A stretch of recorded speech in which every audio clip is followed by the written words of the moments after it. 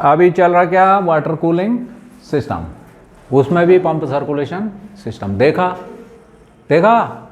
कि पानी कैसे इंजन के ब्लॉक के अंदर सर्कुलेट होता है, कैसे हेड में आता है, थर्मोस्टेट वाल्व किस डिग्री पे खुलता है, कैसे खुलता है और कैसे बंद होता है, पानी का सर्कुलेशन देखा।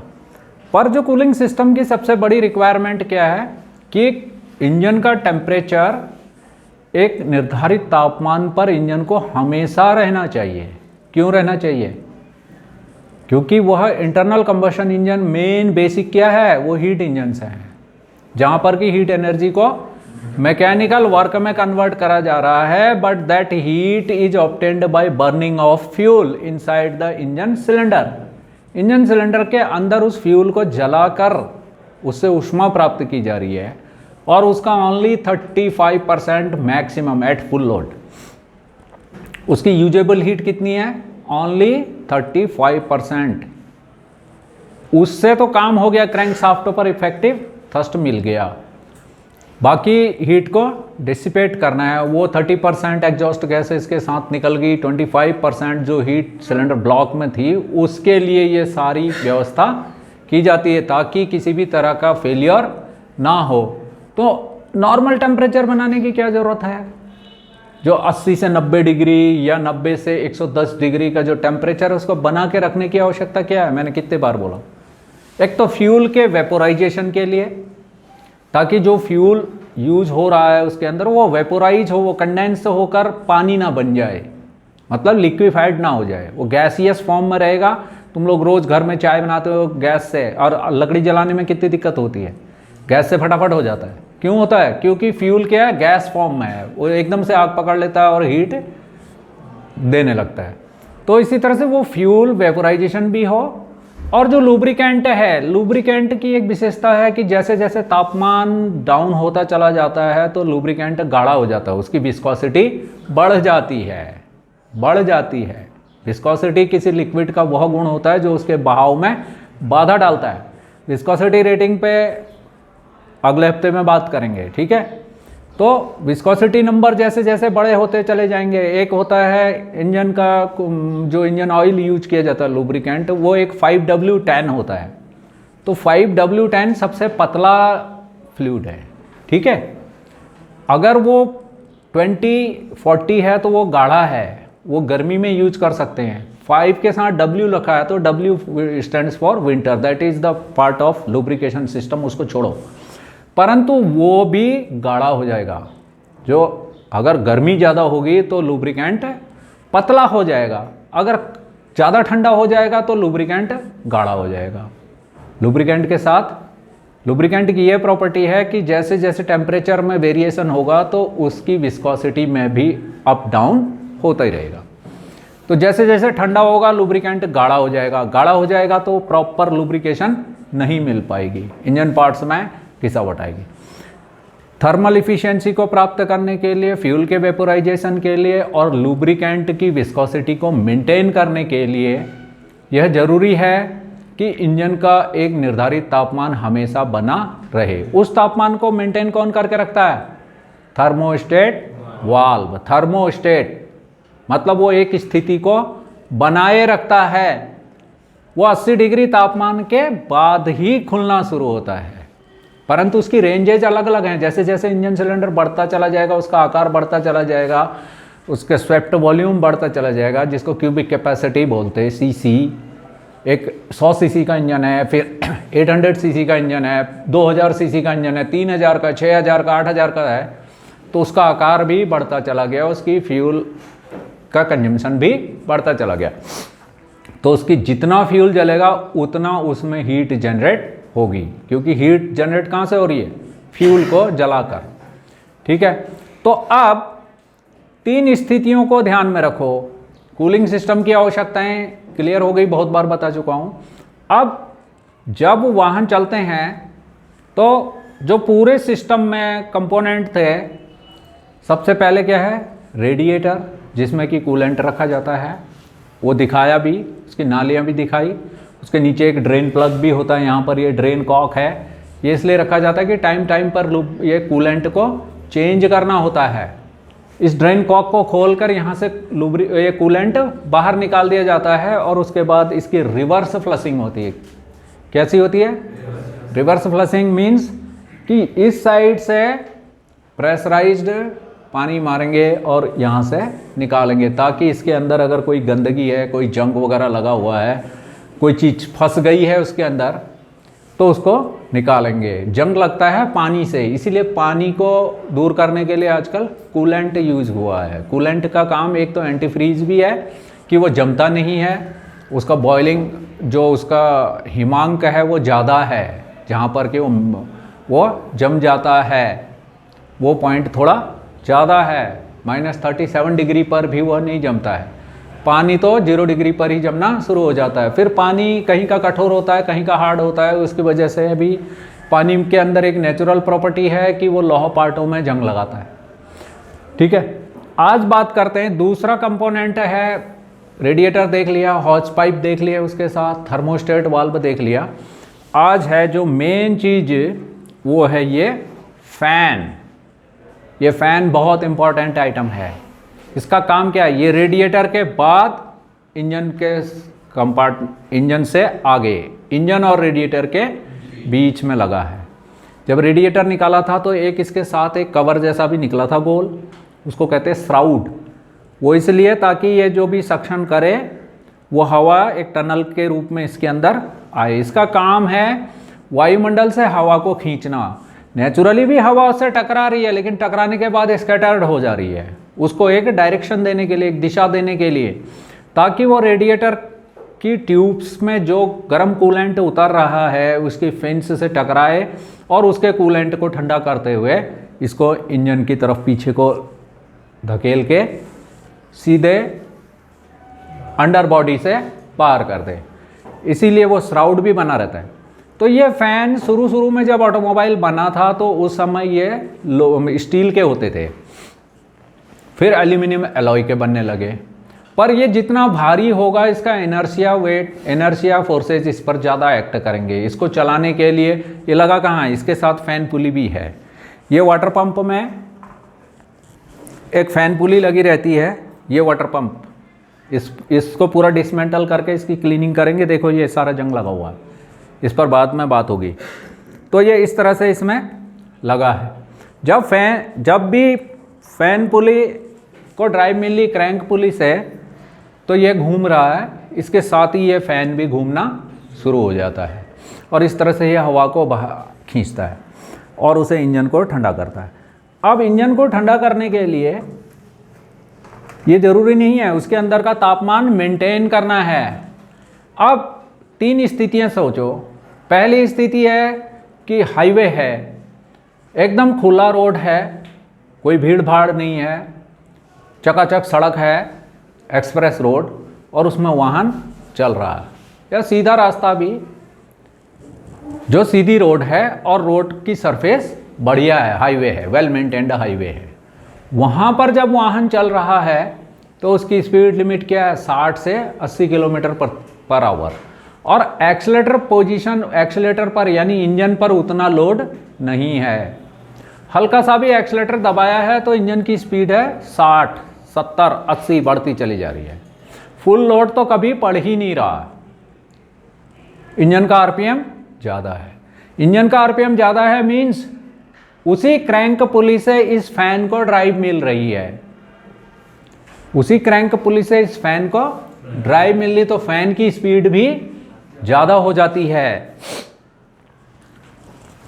और जब इंजन की आरपीएम कम होगा, अब दूसरी स्थिति ये आ सकती है कि भीड़ भाड़ में चल रहे हैं या फिर चढ़ाई चढ़ रहे हैं, वहाँ पर इंजन का आरपीएम बहुत ज़्यादा है, 2000, 2500 आरपीएम है, परंतु और इंजन में लोड भी फुल है, एक्सीलेटर पेडल भी दबा हुआ है, परंतु वाहन की स्पीड कम है।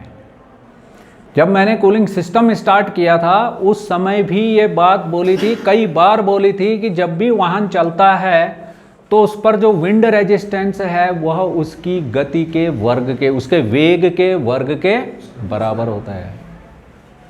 RA is equal to almost V², मैंने यहाँ पर लिखा था। उस समय इंजन का आरपीएम 2500 होता है, परंतु स्पीड के कारण जो हवा इससे टकरा रही है वह अपेक्षाकृत कम टकराती है। समझ में आ गई बात?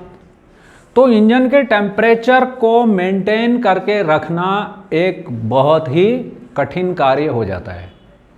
इसके लिए इस पर बहुत ज़्यादा R&D, रिसर्च एंड डेवलपमेंट हुआ। पहले मेटल के फैन, उनसे इनर्शिया वेट ज़्यादा हो जा रहा था तो पावर लॉसेस ज़्यादा हो रही थी। उसको कम करने के लिए फिर प्लास्टिक के फैन लगे। अब कई बार हमें इंजन हमारा ज़्यादा हल्के आरपीएम पर चल रहा है, स्पीड ठीक ठाक मिल रही है, पर कूलेंट ज़्यादा ठंडा हो जा रहा है। जब इंजन एकदम से ठंडा हो जाएगा तो मैंने क्या बोला कि लूब्रिकेंट की विस्कोसिटी बढ़ जाएगी और फ्यूल प्रॉपरली वेपोराइज नहीं हो पाएगा। यानी कि डीजल इंजनों में तो थर्मल इफिशिएंसी और डाउन हो जाएगी। ये अवांछनीय स्थितियां हैं। जो फ्यूल वेपोराइज होना चाहिए, जितनी थर्मल इफिशिएंसी प्राप्त होनी चाहिए उतनी नहीं हो रही है। स्पीड ज़्यादा होने की वजह से इंजन ठंडा हो जा रहा है, फिर वो डीजल नॉक करने लगता है, या फिर पेट्रोल इंजनों में डेटोनेशन होने लगती है, इंजन से एक हैमरिंग साउंड आने लगता है, या डीजल इंजन कड़कड़ाहट करने लगते हैं, इसे डीजल नॉक कहते हैं। ये सब कूलिंग की वजह से होता है। तो विभिन्न परिचालन परिस्थितियों में वाहन को हमेशा बढ़िया काम करना चाहिए। उसका कोई भी सिस्टम में फेलियर नहीं होना चाहिए किसी भी तरह का। उसकी फ्यूल इकोनॉमी स्टेबल रहनी चाहिए, उसकी स्टेबिलिटी, डायरेक्शनल स्टेबिलिटी और डायरेक्शनल कंट्रोल स्टेबल रहना चाहिए। ये व्हीकल डायनेमिक्स का वो है। और साथ ही ये टेम्परेचर जो मेंटेन करके रखना है उतना रहना चाहिए। तो जो नेक्स्ट जनरेशन, जब देखा गया कि जैसे जैसे यदि फ्यूल सही ढंग से नहीं जलेगा तब भी वह वायुमंडल में विक्षेपित हो जाएगा, तब भी अनबर्न्ड हाइड्रोकार्बन वायुमंडल में विक्षेपित हो जाएंगे, और वह हमारे और जीव जंतुओं, पेड़ पौधों, हमारे श्वसन तंत्र से, यानी जो जीव हैं, जीव जंतु और मनुष्य, हमारे श्वसन तंत्र के रास्ते हमारे शरीर में प्रवेश कर जाएंगे, और वो हमारे श्वसन तंत्र पे दुनिया भर की बीमारियों के कारण बनते हैं। इसके लिए ज़रूरी है कि जो भी फ्यूल जल रहा है उसका पूरी तरह से उसे जलना चाहिए, उसका हर कण को जलना चाहिए, उसका 1 माइक्रोन के बराबर कण भी अधजला वायुमंडल में विक्षेपित नहीं होना चाहिए। इससे क्या फ़ायदा होता है? इससे एक तो फ्यूल की पूरी मात्रा जल जाने के कारण वो हल्का कम फ्यूल लगता है, फ्यूल इफिशिएंसी में वृद्धि हो जाती है, और पर्यावरणीय जो पॉल्यूशन हो रहा है, environmental protection and emission control, धुआं नियंत्रण, धुआं भी नियंत्रित हो जाता है, NOx को भी कंट्रोल कर लिया जाता है। तो जो भी बाई प्रोडक्ट बन रहे हैं कंबशन के बाद, वो बिल्कुल नहीं बनने चाहिए। ये लेजिस्लेशन है, ये कानून है, ये अंतर्राष्ट्रीय कानून है। जैसे यूरोप में euro 1, euro 2, euro 3, euro 4, 6 and 7 वहाँ के मानक हैं, उसी तरह से भारत के भी मानक हैं, BS1, BS2, BS3, BS4 and BS6। तो BS5 इसलिए नहीं हुआ क्योंकि वो सल्फर कंटेंट एक सबसे बड़ा, उस पर बाद में बात करेंगे। यानी जब फ्यूल सही नहीं जलेगा तो वायुमंडल में प्रदूषण होगा, इसलिए ज़रूरी है कि फ्यूल पूरी तरह से जले ताकि पुलिंग पावर फुल मिले, फ्यूल इफिशिएंसी अच्छी आए। तो धीरे से आजकल के वाहनों में, ताकि ये इंजन की पावर लॉस है, अब इंजन से क्रैंक पुली से फैन चल रहा है, और फैन की कई बार ज़रूरत ही नहीं है। हमने देखा कि जहाँ पर इंजन हाई स्पीड में, यानी इंजन पे ज़्यादा लोड नहीं है परंतु व्हीकल की स्पीड ज़्यादा है, टेम्परेचर डाउन नहीं होना चाहिए, टेम्परेचर को स्टेबल रहना चाहिए। यानी वो 80 से 85 से 90 के बीच में, या 85 से 95 उस पर रखा हुआ है एज पर मैन्युफैक्चरर, उतना रहना चाहिए। तो इसका एक नेक्स्ट जनरेशन का छोटी कारों में कर दिया थर्मोफैन। ये अब इंजन की पुली से ड्राइव नहीं लेते हैं, ये अलग से श्राउड के साथ फिट रहते हैं। इन्हें एक मोटर चलाती है, उस मोटर को चलाने के लिए जो इलेक्ट्रिकल पावर चाहिए, मोटर क्या करती है? इलेक्ट्रिकल पावर को मैकेनिकल वर्क में कन्वर्ट करती है। या इलेक्ट्रिकल पावर को मैकेनिकल पावर में कन्वर्ट करती है। मोटर इसे चलाएगी तो ये चलेगा। और एक होता है अल्टरनेटर या जनरेटर या डायनामो, वो क्या करता है, वो मैकेनिकल पावर को इलेक्ट्रिकल पावर में कन्वर्ट करता है। दोनों चीज़ें अलग अलग हैं। तो एक मोटर इसे चला देती है। जब ज़रूरत होती है मोटर को इलेक्ट्रॉनिक कंट्रोल यूनिट के द्वारा करंट मिलती है और ये मोटर चलने लगती है। अब कब चलानी है कब नहीं चलानी है, इसकी सूचना इलेक्ट्रॉनिक कंट्रोल यूनिट को कहाँ से मिलती है, इंजन कूलेंट टेम्परेचर सेंसर के माध्यम से मिलती है। तो वो engine coolant temperature sensor, exhaust system में लगा हुआ oxygen sensor, vehicle speed sensor, crank shaft position sensor और cam shaft position sensor, incoming air mass flow sensor, manifold absolute pressure sensor, इन सब से मिलने वाली सूचनाओं के आधार पर उसकी गणना करता है। वो कंप्यूटर है, माइक्रो प्रोसेसर लगा हुआ है। हमें इतना बोलने में इतना समय लगा, पर उसको कार्य करने में क्या लगता है, माइक्रो सेकेंड, नैनो सेकेंड के अंदर वो बहुत बड़ी बड़ी गणनाओं को कर दे रहा है। इतने सारा डाटा उसको मिल रहा है कि इंजन के अंदर कितनी हवा जा रही है, मैनीफोल्ड का एब्सोल्यूट प्रेशर कितना है, इंजन का आरपीएम कितने हैं, केम शाफ्ट कहाँ पर है, केम फेज सेंसर, और वाहन किस स्पीड में चल रहा है, एक्सीलरेटर पेडल कितना दबा हुआ है। ये सारी सूचनाएं ये क्या हैं, ये इनपुट हैं। ये किसी भी जो भी इलेक्ट्रॉनिक कंट्रोल यूनिट है उसके पास कुछ इनपुट्स हैं। इनपुट्स मिलते हैं उसको सेंसर से और उस डेटा को प्रोसेस करता है माइक्रो प्रोसेसर, और फिर वो उसी हिसाब से एक्चुएटर्स को कमांड सिग्नल्स देता है। तो वही कमांड सिग्नल इसको मिला और ये फैन की मोटर ऑन हुई और ये फैन चलना शुरू हो गया। अब ये फैन का मुख्य कार्य है कि वायुमंडल से हवा को खींचना, रेडिएटर पर पूरे सरफेस एरिया में डालना और फिर उसे पीछे की तरफ धकेल देना। दोनों काम कर रहा है, ये खींच भी रहा है, यानी ये सीलिंग फैन की तरह भी कार्य कर रहा है और एग्जॉस्ट फैन की तरह भी कार्य कर रहा है। तो ये बहुत इंपॉर्टेंट पार्ट है। और इसे चलाने के लिए किसी भी तरह की इंजन की पावर को न लिया जाए, ताकि इंजन की जो पावर है वो ज़्यादा से ज़्यादा पावर वो हमें चलने में मिले। इससे क्विक पिकअप होगा और फ्यूल इफिशिएंसी में वृद्धि हो जाएगी और वायुमंडलीय प्रदूषण कम हो जाता है। ऐसा करने के लिए थर्मोफैन लगा दिए। ये भारत में शुरू हुए जब मारुति ने शुरू किया था। अब लगभग सभी छोटी कारों में ये सिस्टम लागू है। ठीक है, इनमें जो फैन होते हैं यह वेरिएबल पिच टाइप के होते हैं। ये वाले फैन नहीं होते हैं। मैं तुम्हें बाद में नीचे वर्कशॉप में अपनी कार पे दिखाऊंगा कि ये किस तरह के इसके फैन की ब्लेड कैसी होती है। ये वेरिएबल पिच होती हैं। यानी पिच क्या है, थ्रेड में मैंने बताया था और गियर पढ़ाते समय भी बताया था, दो गियरों के बीच की दूरी या फिर दो थ्रेडों के क्रेस्ट टू क्रेस्ट के बीच की दूरी पिच कहते हैं। तो इन फैनों के बीच की दूरी, यानी ये इस तरह से कभी तो ये चौड़े हो जाएंगे, कभी ये पतले हो जाएंगे। अब कब कब होते हैं ये, जब हल्की स्पीड पे चलते हैं तो इनकी पिच मैक्सिमम रखी जाती है। ये इस तरह से डिजाइन होते हैं। ये हार्ड प्लास्टिक था, मगर अब जो यूज होता है वो पॉलीप्रोपिलीन, नायलॉन या मोल्डेड प्लास्टिक इसके लिए यूज होता है। ये दो तरह के होते हैं, एक टेम्परेचर सेंसिटिव होते हैं और एक स्पीड सेंसिटिव होते हैं। जैसे जैसे स्पीड बढ़ती चली जाएगी इनकी पिच कम होती चली जाएगी। जो स्पीड सेंसिटिव हैं, जैसे मैंने यहाँ पर बना रखा है, एट लो स्पीड ये देखोगे कि ये इनका जो सामने वाला ये वाला हिस्सा है यह चौड़ा हो गया, और जैसे जैसे स्पीड बढ़ती गई तो ये हिस्सा छोटा हो गया। यानी ये पिच बढ़ती गई और घटती चली जाती है। इस तरह से ये स्पीड के अनुसार कार्य करते हैं और इंजन के टेम्परेचर को बना के रखते हैं।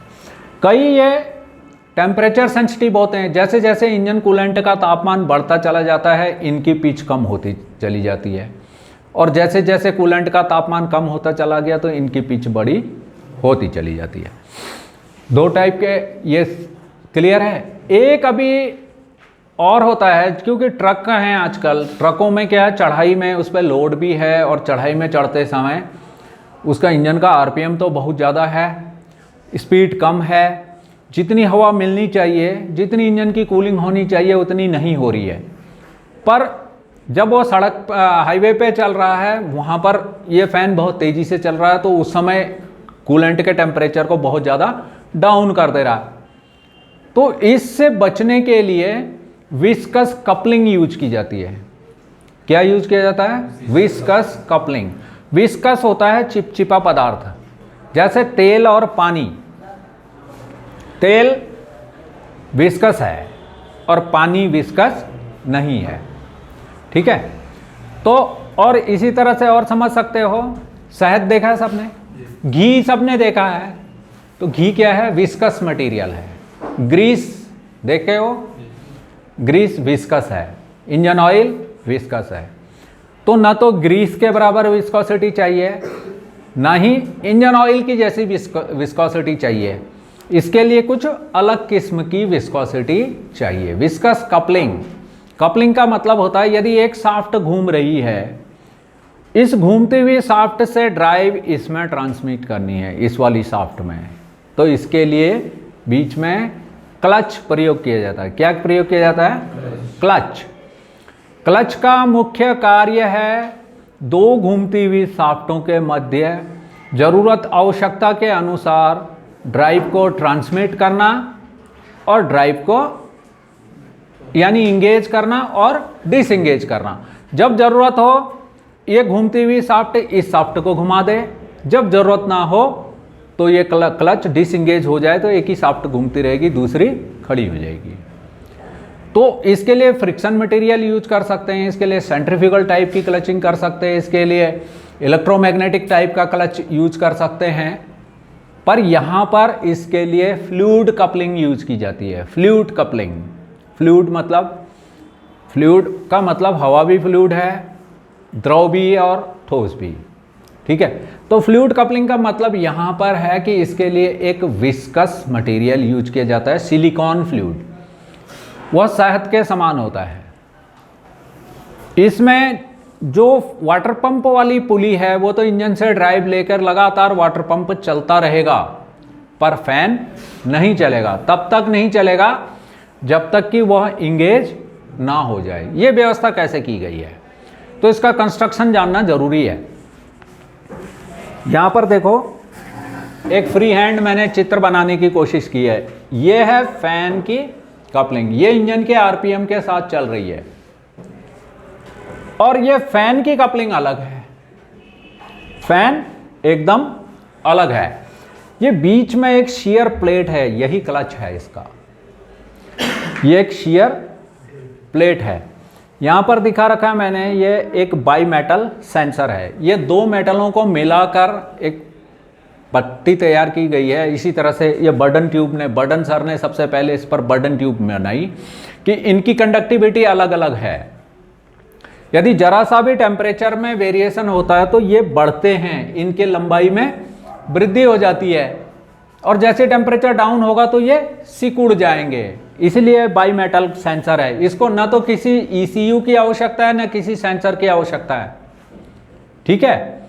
जैसे जैसे तापमान बढ़ेगा इंजन का तो यह फैलेगी ट्यूब। यह ट्यूब एक वाल्व के साथ जुड़ी है ये, और ये जो बीच में है ये इसमें सिलिकॉन फ्लूइड भरा हुआ है। ये एक रिजर्वॉयर है, इसके अंदर एक शहद के समान सिलिकॉन फ्लूइड भरा हुआ है, पर इस प्लेट ने इसके साथ इसको लॉक करके रखा हुआ है। ये बंद है, जब तक ये फैलेगा नहीं।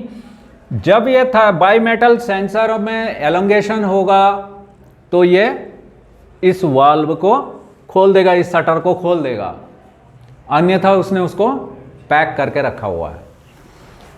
जैसे ही तापमान में वृद्धि होनी शुरू होती है तो यह सेंसर, बाई मेटल सेंसर, जो कि टेम्परेचर सेंसर है, टेम्परेचर को सेंस कर रहा है और इसकी लंबाई में वृद्धि हो रही है, तो ये यहाँ पर इस वाल्व को खोल देता है, जिस वजह से यहाँ भरा हुआ जो फ्लूइड है वो इस प्लेट के ऊपर भी दबाव डाल रहा है, इसमें भी जगह है, और ये फ्लूइड इस चैम्बर में चला गया और ये वाली प्लेट, ये कपलिंग इसके साथ मिल गई, ऐसे मिल जाती है। और सेंटर जब ये शाफ्ट के साथ घूमेगा विस्कस फ्लूइड, तो इसके अंदर रास्ते बने हुए हैं, गैलरीज बनी हुई हैं। जैसे वहां हमने प्रेशर मार के देखा था, एक छेद को बंद करे थे तो पानी दूसरे छेद से निकल जा रहा था, उसको भी बंद कर रहे थे, सारे छेद बंद कर दे रहे थे तो बैक मार दे रहा था। तो इसमें भी ये घूमेगी। जब भी कोई शाफ्ट घूम रही होती है तो उसके चारों तरफ क्या हो जाता है, एक सेंट्रीफ्यूगल फोर्स पैदा हो जाता है। उस सेंट्रीफ्यूगल फोर्स के प्रभाव से ये फ्लूइड उन छोटे छोटे होलों से फैन तक पहुंच जाता है और वापस फिर रिजर्वॉयर में आ जाता है। फैन तक जा रहा है हाई प्रेशर से, उसकी जगह उससे ज़्यादा नहीं है, फिर उसको डाइवर्ट कर दिया, वो अपनी जगह आ गया, या उसने दबाव उसी जगह पे लगा दिया। जैसे ही प्रेशर कम हुआ, आरपीएम कम हुआ, फैन की आरपीएम कम हुई, तो वो फ्लूइड वापस अपने रिजर्वॉयर में आने लगा। धीरे धीरे ये जब बंद होने को है, जब ये सेंसर सिकुड़ता है, तो ये धीरे धीरे उस शटर को, उस वाल्व को बंद भी कर रहा है। तो तब तक वो सारा फ्लूइड गया हुआ वापस अपने रिजर्वॉयर में आ जाता है। यह इंजन की स्पीड के 80% स्पीड तक चलता है।